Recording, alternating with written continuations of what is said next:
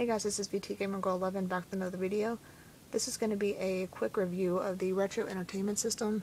This is not going to be in-depth in any way, shape, or form, so if you want an in-depth video, please check out another review. If you hear any noise in the background, that'll be the massive thunderstorm that's outside right now. And if this video cuts off because my iPod, for some reason, is starting to act up, I will cut it off at that point and start from that point and move on, so just a warning. So let's go ahead and get to the review.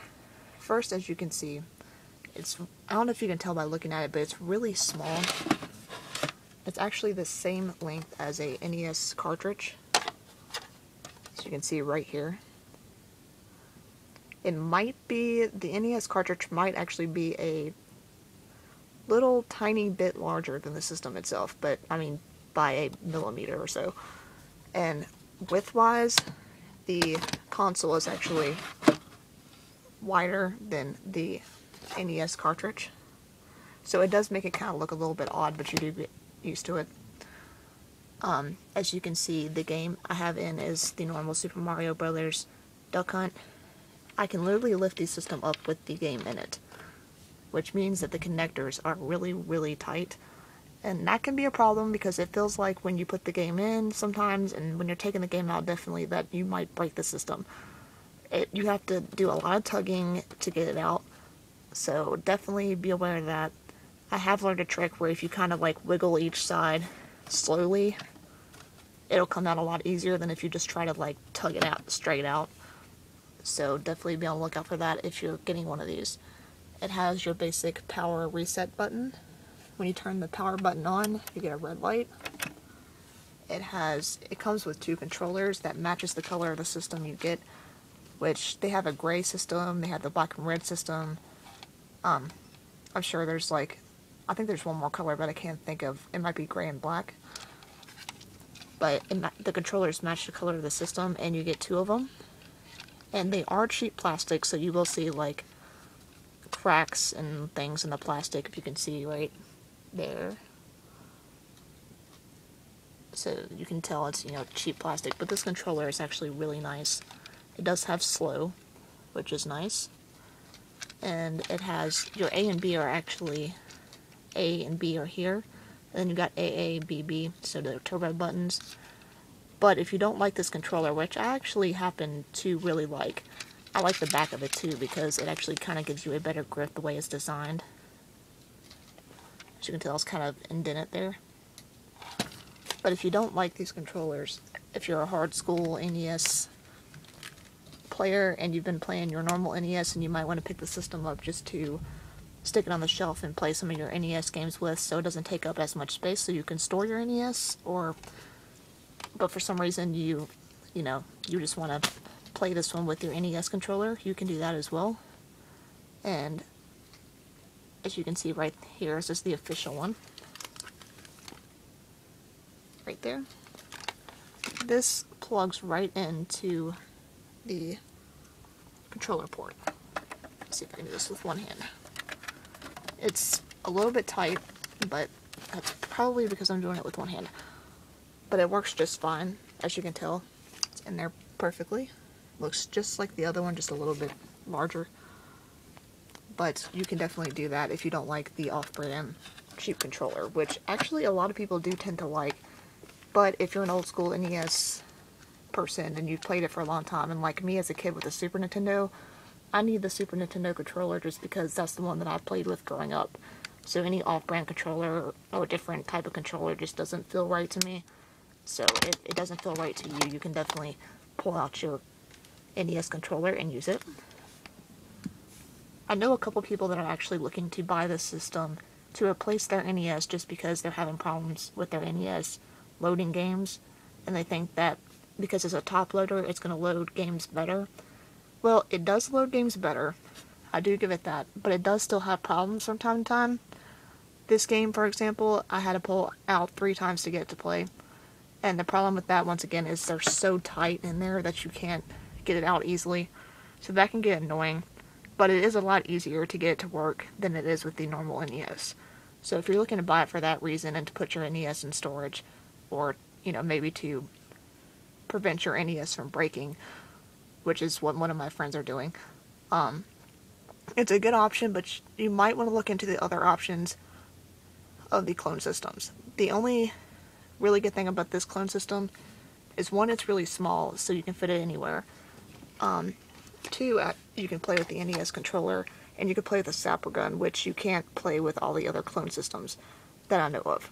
I know you can't do it with the FC consoles, so that's a plus. It does sometimes when you take the game out, or when you put the game in and you turn it on, it can smell like burning plastic, but I know the FC consoles, from what I've heard, kind of had that similar smell to them. Sometimes it goes away, sometimes it doesn't. This one, actually, when I first got it, it was like pretty bad. And it's starting to go away, but it's still there. But it is a horrible smell, so if you're looking into buying it and you got a problem with that type of smell, or if you have like a sensitive stomach or something, it might not be a good idea for you.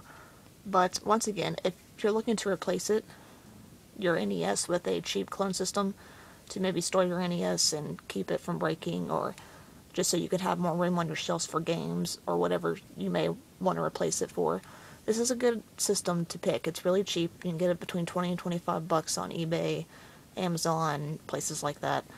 Probably in some retro game stores as well. It comes brand new. It is really cheap plastic, as I showed you. But to show you that it does work, I'm going to go ahead and put it on my TV really quick. So let's turn the power on. And you can see up there, minus the glare, that it does work fine. Let's use the controller. I'm using the off-brand controller, or the controller that came with the system. And go to Super Mario Brothers or Duck Hunt.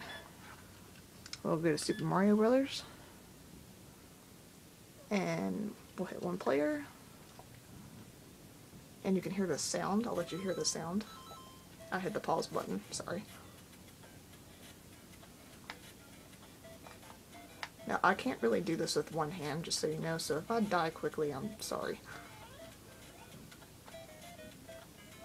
Some games, I know in Super Mario Bros. 3 for some reason, when you hit a coin block, it makes a different sound. This one, it does a little bit, but it's not that bad. I don't know if you can hear this or not, so I'm going to let you listen. It kind of like dies out towards the end. So, I don't know. I haven't played an NES in a long time. I had one as a kid, but I got this as my replacement system because I didn't have money for an official NES yet, but I'm still looking for one, so if anybody has one, let me know. I can't really jump with one hand, so we'll just leave it at that.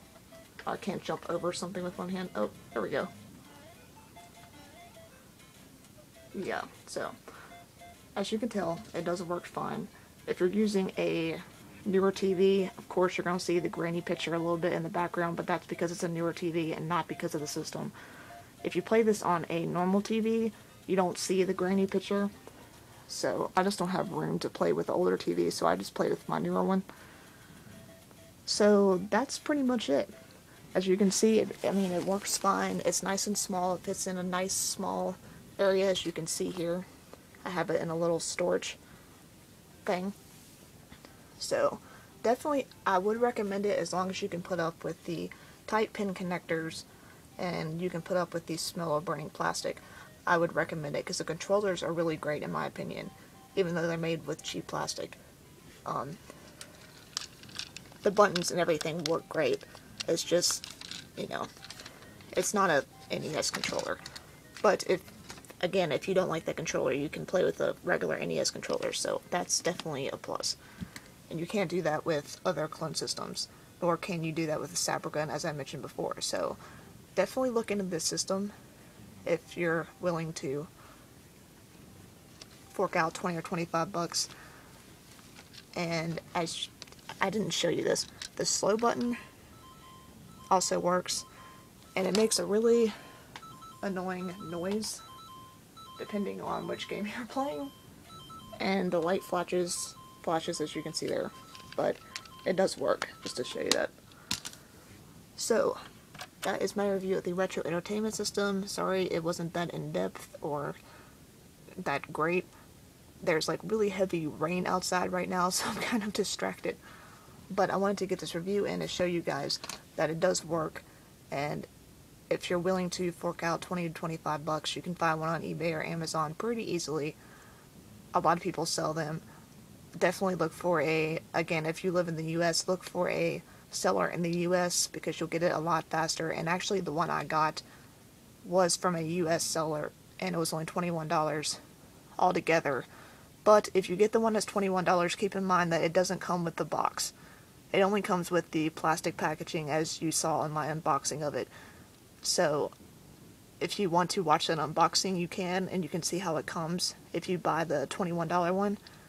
Apparently if you buy the $25 one or the $30 one, it's all the same system. But depending on who you buy it from, you'll get either the box or you'll get just the plastic casing that they stick it in to like basically resell it.